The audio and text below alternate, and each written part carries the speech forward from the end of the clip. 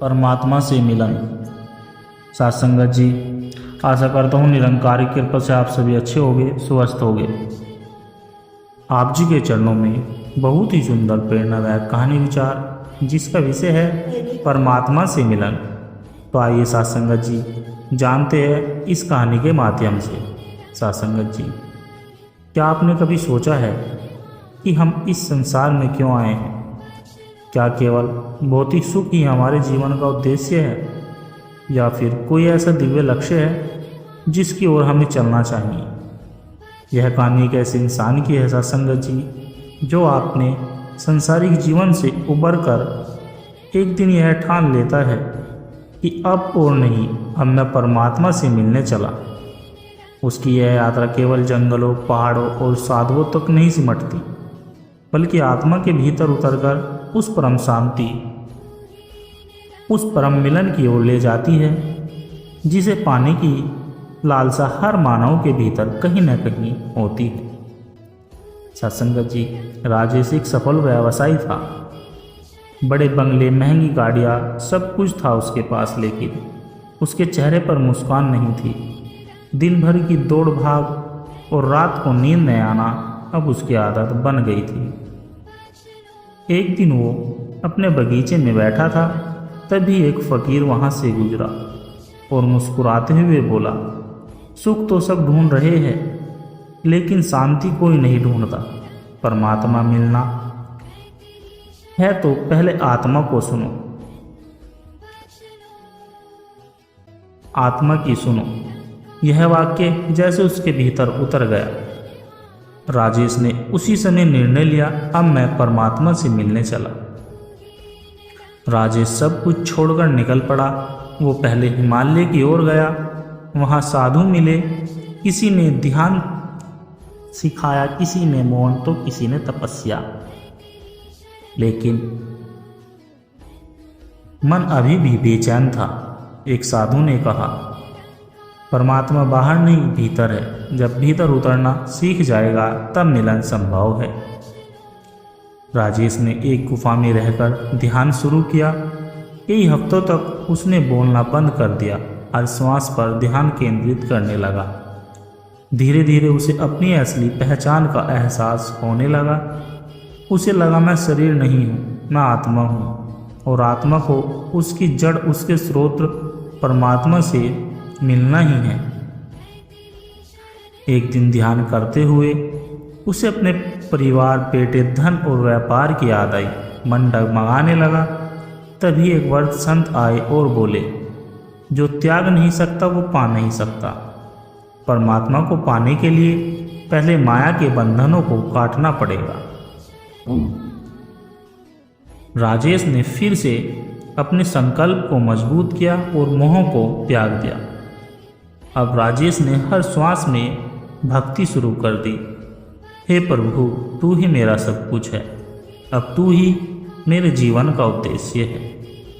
वो रोज़ भजन गाता, सेवा करता, ध्यान करता। उसकी आंखों से अश्रु बहते, लेकिन चेहरे पर दिव्य आनंद था। एक दिन ध्यान करते करते राजेश को एक प्रकाश दिखाई दिया। शरीर स्थिर था, लेकिन आत्मा जैसे उड़ चली हो। उसने अनुभव किया, मैं परमात्मा में विलीन हो गया हूँ। अब मेरा अस्तित्व नहीं रहा, अब केवल वही है।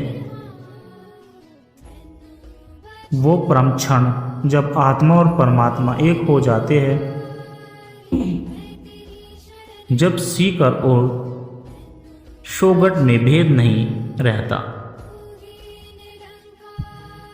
राजेश अब वापस लौटा,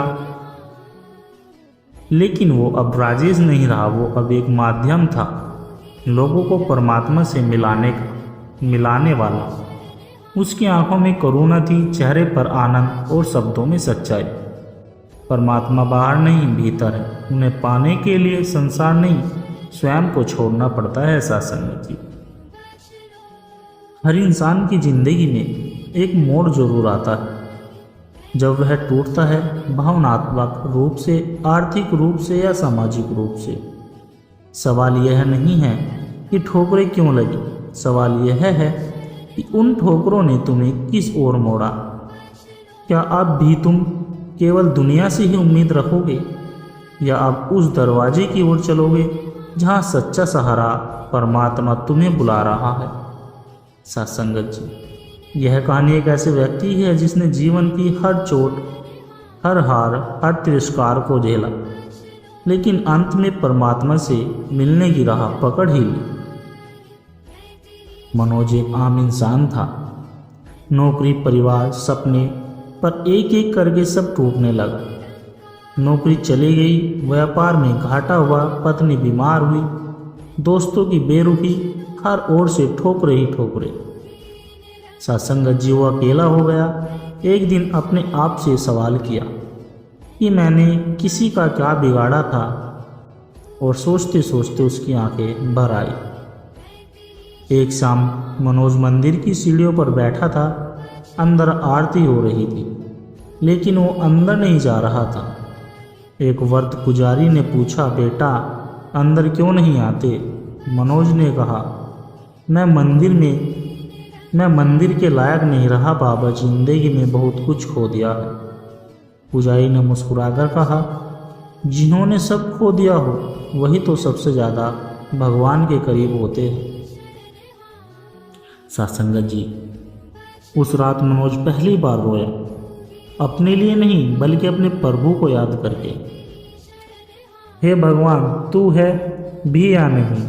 उसकी आत्मा जैसी चिल्ला रही थी। नींद में उसने एक सपना देखा। एक गहरी खाई में गिरा हुआ है और ऊपर एक हाथ बढ़ा हुआ है, आजा मैं इंतजार कर रहा हूँ। सुबह उठकर उसका मन बदला हुआ था। मनोज ने अब हर दिन मंदिर जाना शुरू किया। पहले सिर झुकाता था, अब मन झुकाने लगा। उसे कुछ समझ आने लगा, परमात्मा हमारी ठोकरों में छिपा एक संदेश है, अब लौट आओ मेरे पास। उसने ध्यान करना सीखा, सत्संग जाना शुरू किया। मनोज अब मंदिर में झाड़ू भी लगाने लगा, बुजुर्गों को पानी पिलाता। पहले जो प्रभु केवल शब्द थे, अब उसकी अनुभूति बन रहे थे। किसी ने उससे पूछा, तुम इतना बदल कैसे गए? वो बोला, मैंने हार मान ली थी, अब अपने आप से नहीं उस परमात्मा से जुड़कर जी रहा हूँ। एक दिन भजन में लीन होकर वह जैसे खो गया। आंखें बंद थी, लेकिन भीतर एक तेज प्रकाश था।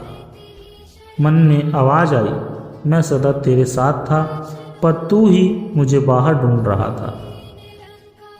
उस दिन उसे महसूस किया कि परमात्मा कोई अलग सत्ता नहीं, बल्कि हमारे भीतर ही छुपा वो प्रेम है जो सब ठोकरों के बाद अंततः हमें थामता है। मनोज अब फिर वही दुनिया में है, पर अब वो अकेला नहीं, उसे हर दर्द में परमात्मा दिखता है। हर ठोकर अब उसे याद दिलाती है, अब भी संभल सकता है, अब भी परमात्मा से मिल सकता है। तो तुम बताओ, जिंदगी में तमाम ठोकरें खाने के बाद क्या अब भी तुम परमात्मा से नहीं मिलना चाहोगे? सत्संगत जी, सत्संगत जी, कभी न कभी हर जीवन एक मोड़ पर आता है जहाँ सब कुछ टूटा सा लगता है। रिश्ते, सपने, स्वास्थ्य, सम्मान। ऐसे समय में हम दो रास्तों पर चल सकते हैं, या तो शिकायतें करें या उस परम शक्ति की ओर चले जो सब कुछ जानती है, जो सबको संभालती है। सत्संगत जी, आज की यह कहानी एक ऐसे इंसान की है जिसने जिंदगी की सारी ठोकरें खाई, लेकिन एक दिन उसे बड़ा सवाल किया कि अब क्या बचा है, क्या अब मैं परमात्मा से नहीं मिलना चाहूँगा? और फिर उसकी पूरी जिंदगी बदल गई। अर्जुन नाम का युवक था सत्संगत जी, पढ़ाई में होशियार, नौकरी अच्छी, शादी तय, पूरा परिवार खुश, लेकिन किस्मत ने जैसे ही करवट ली उसकी नौकरी चली गई, शादी टूट गई, माँ बीमार हो गई और पिता का देहांत हो गया। अब वो सोचने लगा, ये जीवन है या सजा है? वह हर दिन चुपचाप बस जीता जा रहा था। एक दिन स्टेशन पर बैठा, जेब में कुछ नहीं था। वहीं एक संत उससे मिले। संत ने पूछा, बेटा दुखी क्यों हो? अर्जुन रो पड़ा और बोला, बाबा सब कुछ चला गया है, अब कुछ नहीं बचा। संत ने मुस्कुराकर कहा, बेटा अब परमात्मा बचा है, वही तेरा सब कुछ बन सकता है। अर्जुन रात भर सो नहीं सका। संत के शब्द मन में गूंजते रहे। सुबह होते ही वह उसी मंदिर में पहुंचा जहां संत ठहरे थे।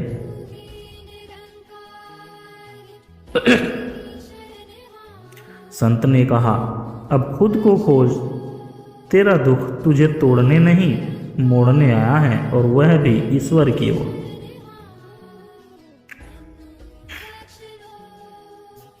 उन्होंने अर्जुन को ध्यान की विधि दी और सेवा करने को कहा। अर्जुन अब रोज मंदिर में सफाई करता, फूल लाता, भजन गाता। उसे कोई वेतन नहीं मिलता, लेकिन मन को अजीब शांति मिलने लगी। लोग उससे पूछते थे, तू पढ़ा लिखा होकर ये सब क्यों करता है? और वह मुस्कुराकर कह देता कि पहले मैं बाहर कुछ बनने की कोशिश करता था, अब भीतर कोई बनने की कोशिश कर रहा हूँ।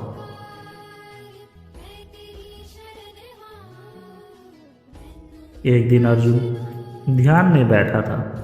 उसके मन में अपने पुराने दुखों की तस्वीर आ रही थी। दोस्तों का धोखा, असफलता, अपनों की बेरुखी। लेकिन अब वो दुख उसे पीड़ा नहीं दे रहे थे। वे जैसे रास्ता बन गए थे उस परम लक्ष्य की ओर। वह समझ गया, हर ठोकर मुझे प्रभु के पास ले जा रही थी। एक रात्रि अर्जुन गहन ध्यान में बैठा। अचानक भीतर एक प्रकाश हुआ। वो किसी आवाज को महसूस करने लगा। अर्जुन, तू मुझे बाहर खोज रहा है, मैं तो तेरे भीतर ही था। मैं तेरा दुख भी था और तेरा समाधान भी। उसका रोम रोम जैसे जाग गया। उस दिन के बाद वह अर्जुन नहीं रहा, वह एक जागृत आत्मा बन चुका था। सत्संग जी, अर्जुन अब सत्संग करता, लोगों को परमात्मा की ओर प्रेरित करता और कहता, जब तुम टूट जाओ, थक जाओ, हार मान लो, तो समझना अब तुम उस मोड़ पर हो जहाँ परमात्मा खड़ा है।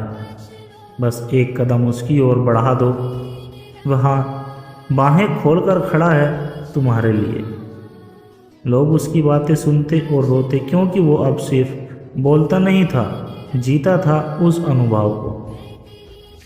तो साथ संगत जी, तो अब तुम बताओ, जब सब कुछ करके देख लिया, जब हर रास्ता ठोकर बन गया, जब दुनिया ने साथ छोड़ दिया, तब क्या अब भी तुम उस परमात्मा की ओर नहीं चलोगे जो तुम्हारा सच्चा सहारा है? वो परमात्मा जो टूटे हुए लोगों को सबसे पहले अपनाता है। क्या तुम उससे नहीं मिलना चाहोगे? अगर चाहते हो तो अभी शुरू करो एकदम भीतर की ओर और देखो वो तुम्हें कैसे थाम लेगा। सत्संगत जी, दास के द्वारा कहे गए प्रेरणादायक कहानी विचार यदि आप जी को अच्छे लगे हो तो वीडियो को लाइक करें, शेयर करो और कमेंट बॉक्स में धन निरंकार जी जरूर लिख दें। और दास को आशीर्वाद दे कि हर रोज़ आप जी के चरणों में ऐसी ही प्रेरणादायक कहानी विचार लेकर आता रहूं। और सत्संगत जी दास के चैनल सोना इंस्पायर विचार को सब्सक्राइब जरूर कर दीजिए। सत्संगत जी प्यार से कहना, धन निरंकार जी।